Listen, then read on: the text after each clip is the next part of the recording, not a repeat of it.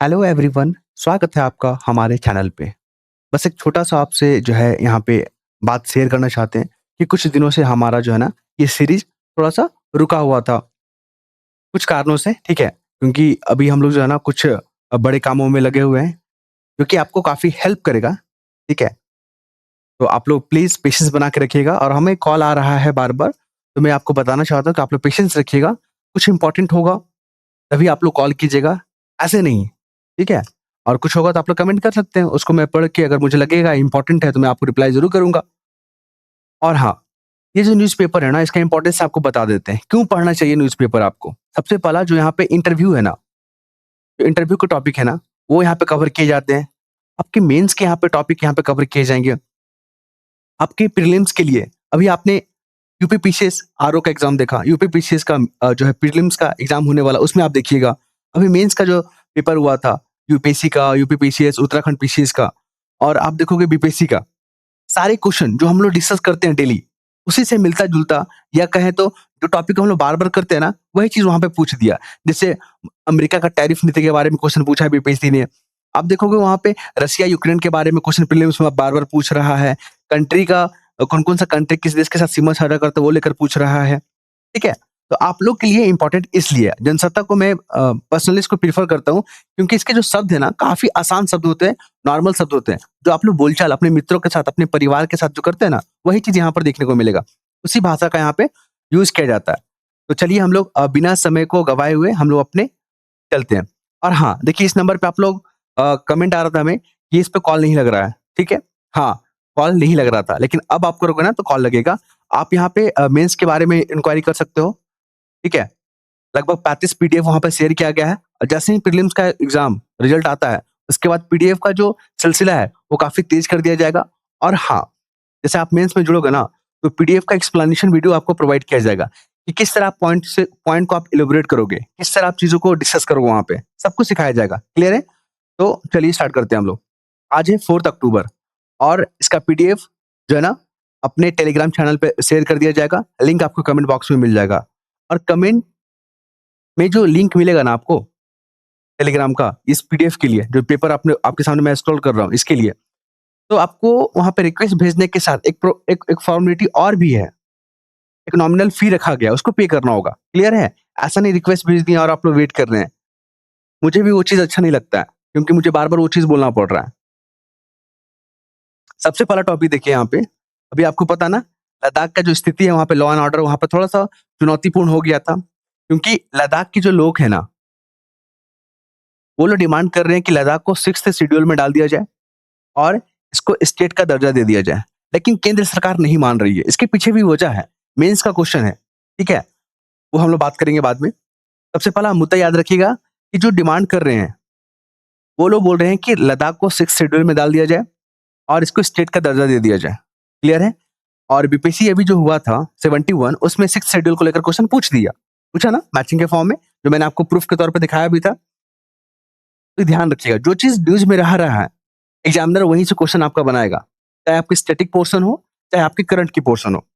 अब मैं बार-बार इस चीज़ को रिपीट करता हूँ, क्योंकि मुझे पीडीएफ बनाते हुए, वीडियो बनाते हुए मुझे लगता है कि 3 साल लगभग हो गया। और जो लोग पुराने हैं, जो लोग जुड़े हैं, वो लोग इम्पोर्टेंस समझ रहे हैं।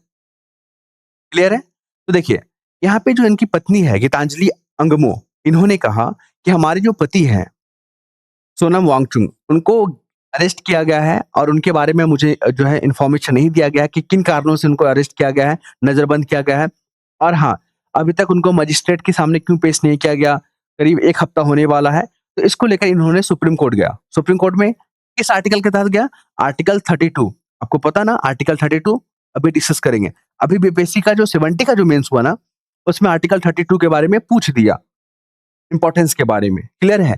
तो जो चीज़ न्यूज़ में आ रहा है उसके बारे में आपको बता रहे हैं, आप लोग उसको अच्छे से पढ़िएगा और जो मैं यहाँ पर बोल रहा हूँ ना, उसको अगर पॉइंट को ध्यान में रखते हैं और एग्ज़ाम में ये चीज़ आ गया ना, तो अब उसी पॉइंट को आप इलैबोरेट कर दीजिए कि आर्टिकल 32 के तहत सुप्रीम कोर्ट को ये पावर दिया गया है कि माफ़ कीजिएगा, आर्टिकल 32 के तहत नागरिक को, भारत के नागरिक को ये अधिकार दिया गया है कि आप डायरेक्ट सुप्रीम कोर्ट जा सकते हो फंडामेंटल राइट का अगर वायलेशन होता है तो। बस यही चीज़ को आपको एग्ज़ाम में लिख के आना है। क्या ये हार्ड है? नहीं, सिंपल है। अगर आप बार-बार चीज़ों को देखोगे ना, तो आपको आसान लगने लगेगा।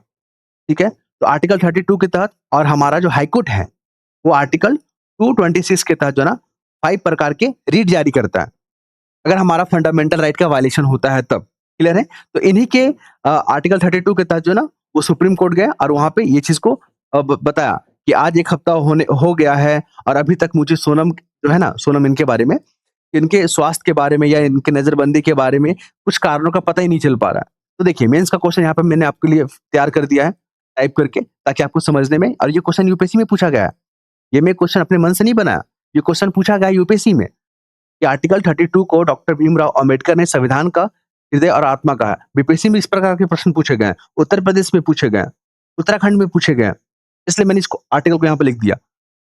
ठीक है? कि देखिए जो चीज़ न्यूज़ में आ रहा है, उसके इर्द-गिर्द ही क्वेश्चन आपका घूमेगा, चाहे मेंस हो, चाहे प्रीलिम्स हो, चाहे इंटरव्यू हो। मान लीजिए कल के दिन आप इंटरव्यू में बैठ गए, तो एक जो बोर्ड मेंबर होंगे ना, वो भी न्यूज़पेपर ही पढ़ते हैं, वो भी न्यूज़ को ही देखते हैं। तो यही पूछ देंगे कि आप बताइए अभी जो लद्दाख को लेकर जो मसला चल रहा है, क्या है? उसके बारे में कुछ पता है आपको? अगर आप जान रहे होंगे तो आप बताओगे, जी हाँ, लद्दाख को लेकर चल रहा है मुद्दा। ठीक है? तो ऐसे चीज़ों को पढ़ना है, आसान तरीकों से।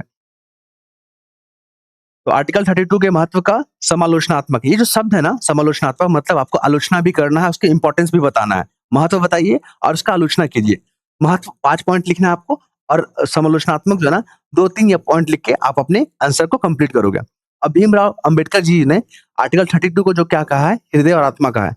ऐसे चीज़ों को, क्वेश्चन को ब्रेक करना है और उसका आंसर लिखना है। क्लियर है? नेक्स्ट टॉपिक में आते हैं। देखिए, अभी जो है ना भारत और अमेरिका को लेकर, इंडिया शॉर्ट में लिख देते हैं। इंडिया वर्सेस अमेरिका, ठीक है? और इंडिया वर्सेस रशिया, ये दोनों रिलेशन को लेकर जो है ना आने वाले एग्जाम में, मेंस में पूछेगा आपसे कि भारत और रशिया का जो रिलेशन है वो काफी जो है ना पुराने रिश्ते हैं, काफी टेस्टेड रिश्ते हैं, काफी प्रगाढ़ हैं। ठीक है? तो अपने रिश्तों को और मजबूती करने के लिए भारत और रशिया ने कौन से कदम उठाए हैं, उसको लेकर मेंस में क्वेश्चन पूछेगा। और रसिया और भारत के बीच में क्या चुनौती है? कुछ चैलेंजेस भी होंगे, जैसे कि रसिया का चाइना की तरफ मूव करना, अपने चाइना और पाकिस्तान के साथ संबंधों को मजबूत करना, भारत के लिए एक कंसर्न है, एक चुनौती है। तो ये सब चीज़ों को आपको लिखना है। फिर यहाँ पर पूछा कि भारत और अमेरिका के बीच में जो संबंध है, वो तनावपूर्ण होते जा रहे हैं, इसके पीछे क्या वजह है? तो एक तो आपको है मुद्दा, यहाँ पे टैरिफ को लेकर बात करोगे, एग्रीकल्चर सेक्टर को लेकर आप बात करोगे यहाँ पे। फिर यहाँ पे बात करोगे, तो रसिया से तेल खरीदा गया है भारत के द्वारा, इसको लेकर मुद्दे हैं यहाँ पे। ठीक है? और पाकिस्तान के मुद्दे को लेकर, क्योंकि पाकिस्तान और भारत के बीच में जो तनाव है, उसका क्रेडिट जो है ना, वो अमेरिका लेना चाहता है। तो इसको लेकर भी विवाद, या आप देखोगे मनमुटाव चलते रहता है। ये 4 मुद्दे को आपको लिख देना है।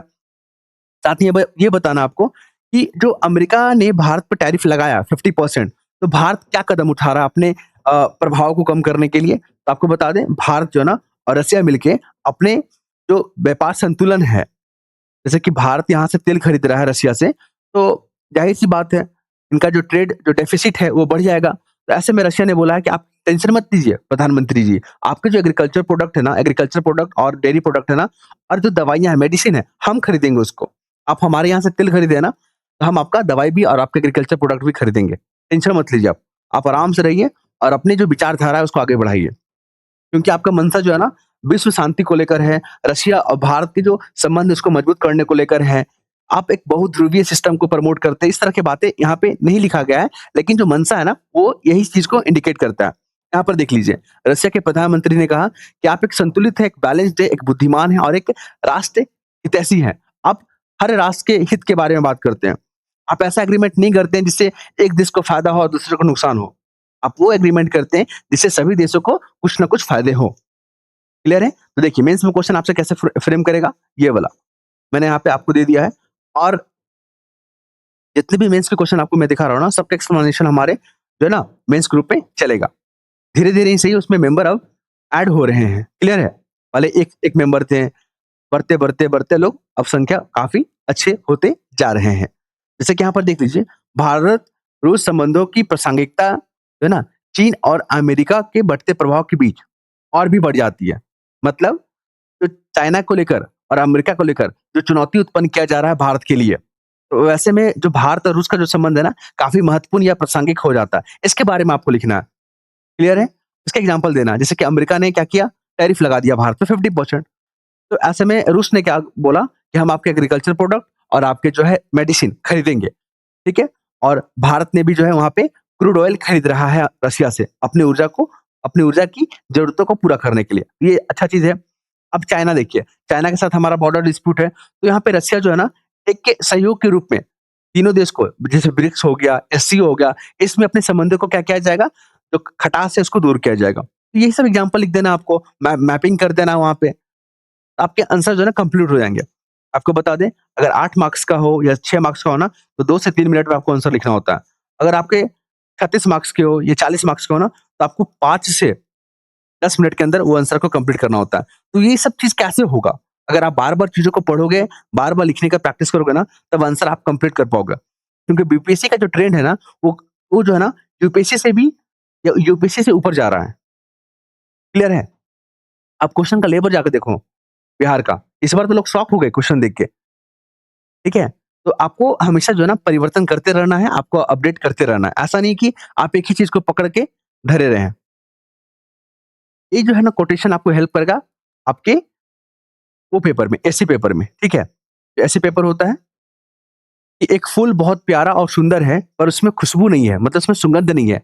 ठीक वैसा ही किसी की कही हुई अच्छी बातें, वो व्यर्थ है, अगर आप उसको अमल में नहीं लाते हो। हम आपसे बोलते हैं कि न्यूज़पेपर पढ़ा कीजिए, आपको रेगुलर पढ़ना है, आपको नोट्स बनाना है, जो भी यहाँ पे हाइलाइट कर रहे हैं। अगर आप नहीं ये करते हैं, अमल में नहीं लाते हैं, तो जो हमारे द्वारा जो बातें कही जा रही है, वो बेकार है फिर। क्लियर है? ये महात्मा बुद्ध का जो एक कोटेशन है, कभी भी मेंस में अगर महात्मा बुद्ध के टॉपिक को लेकर क्वेश्चन पूछता है या ऐसे को लेकर पूछता है, तो आप ये सब चीज़ को ध्यान में रखिएगा। अब बात करेंगे यहाँ पे एडिटोरियल पेज का। आज तो ना यहाँ पे जो नई तकनीक के बारे में बात किया जा रहा है। अभी तो एआई खूब चर्चा में चल रहा है, कि एआई को लेकर जो है ना, जो भी मेंस के क्वेश्चन हैं, मैंने यहाँ पे कंप्लीट करा दिया है। आप लोग जाके देखेंगे कि एआई का क्या महत्व है, एआई ने के सामने क्या चुनौती है, क्या सच में एआई जो है रोज़गार को खत्म कर देगा? क्या एआई सच में लोगों की प्राइवेसी के लिए नुकसान है? इस तरह के क्वेश्चन जो है ना, या इस तरह के टॉपिक को हमने अच्छे से डील किया है। तो आप लोग जाके देख सकते हैं यहाँ पे। यहाँ पे नई तकनीक के बारे में बात किया जा रहा है। जो हमारे शरीर के अंदर जो बैक्टीरिया होते हैं, जीवाणु होते हैं ना, वो उसका पता है क्या है नेचर? वो इस नया-नया जगह पे जाता है। जैसे कि मान लीजिए आप 100 मीटर गहराई पे गए, फिर 500 मीटर गहराई पे गए। तो वहाँ की जो बैक्टीरिया है, आपके शरीर का जो हमारे शरीर में जो बैक्टीरिया है, वो अपना व्यवहार को क्या करता है? चेंज करता है। उस जलवायु को अनुकूल ढालने का कोशिश करता है। तो इसका क्या फ़ायदा होगा?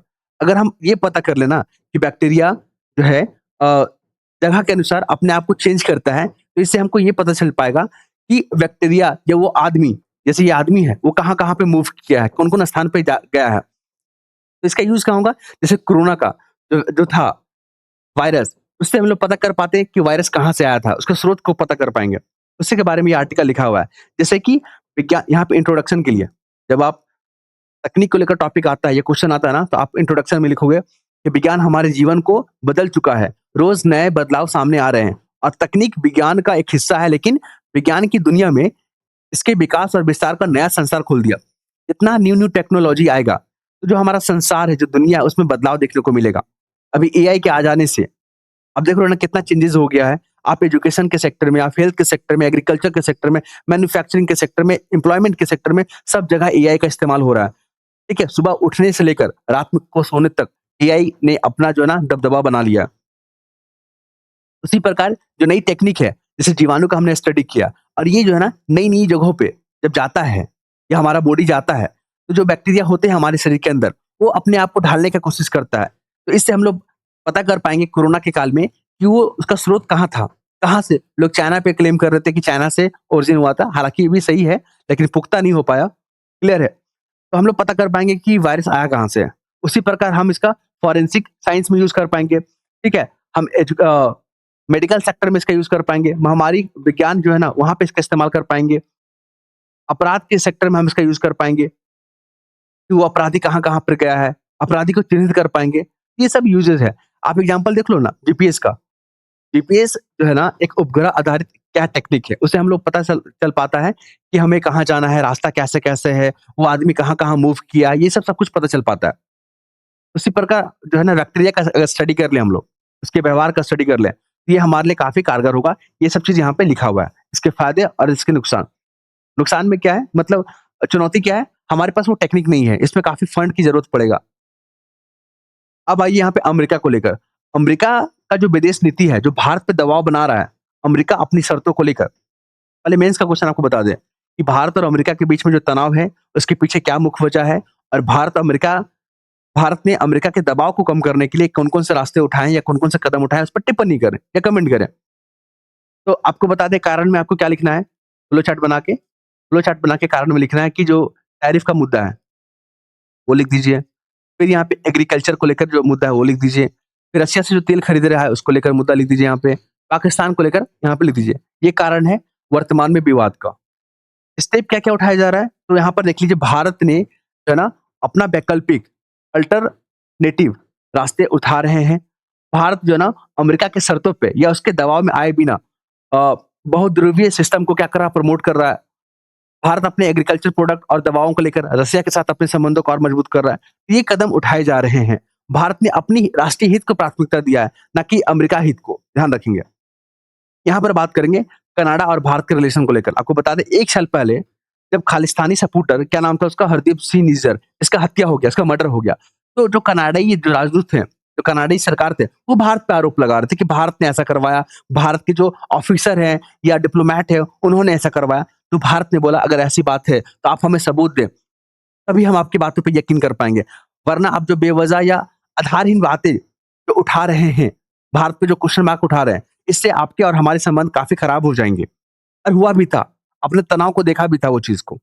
लेकिन अभी हाल ही में जब वहाँ की सरकार अभी चेंज हुई, उनका क्या नाम है? मार्क कार्नी, वहाँ के प्रधानमंत्री चेंज हो गए। इन्होंने कहा कि भारत और कनाडा के बीच में संबंध को मजबूत होना बहुत ज़रूरी है क्योंकि वर्तमान की जो चैलेंजेज़ है, अमेरिका का जो टैरिफ नीति है, वो कनाडा पे भी लगा दिया, वो भारत पे भी लगा रहा है।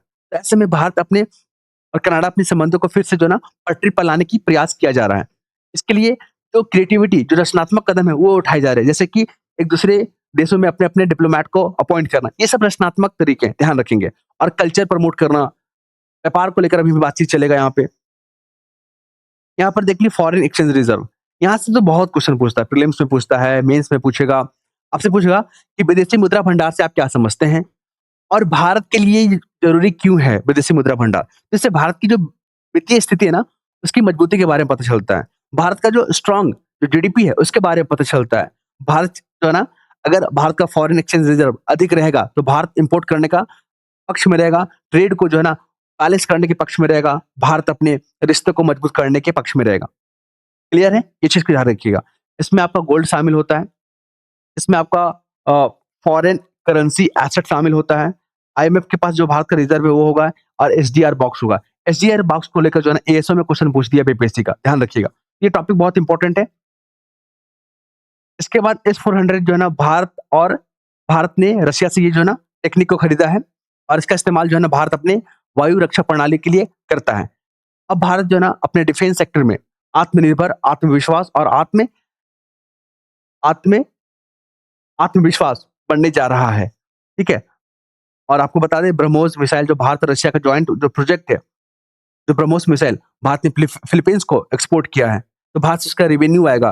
फिर भारत की जो जीडीपी में डिफेंस सेक्टर का योगदान बढ़ेगा, रोजगार जनरेट होंगे। ये सब चीज़ देखने को मिलेगा। यहाँ पर देख लीजिए, ये पाकिस्तान भारत पे आरोप लगाता है, ठीक है?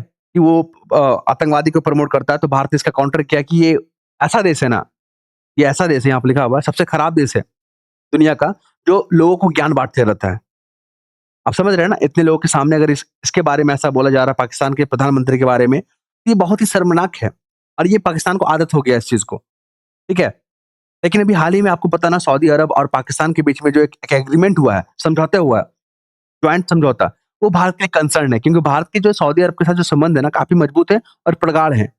तो यहाँ पे सऊदी अरब को समझना होगा कि भारत के रिश्ते को लेकर जो है ना, या भारत की जो हित है, उसको चोट ना पहुँचे। ये चीज़ को ध्यान में रखिएगा। ये तमाम टॉपिक को हमने डिस्कस किया और ये पीडीएफ आपको टेलीग्राम लिंक जो है ना हमारे कमेंट बॉक्स में पिन किया हुआ मिल जाएगा। आप लोग जुड़ना चाहते हैं तो प्लीज़ आप लोग रिक्वेस्ट भेज के वो फॉर्मेलिटी को पूरा करें। अभी 15 लोगों का वहाँ पे रिक्वेस्ट पड़ा हुआ है, वहाँ पे अप्रूव नहीं किया गया। जब तक वो प्रक्रिया को फॉलो नहीं कीजिएगा, आप लोग ऐड नहीं हो पाइएगा। और आपको बता दें, जो भी यहाँ पे डिस्कस किया जा रहा है ना, आप शॉर्ट नोट्स ज़रूर बनाइएगा, अपनी पेन कॉपी का इस्तेमाल करते हुए। आपको एग्ज़ाम के समय ना बहुत हेल्प करता है।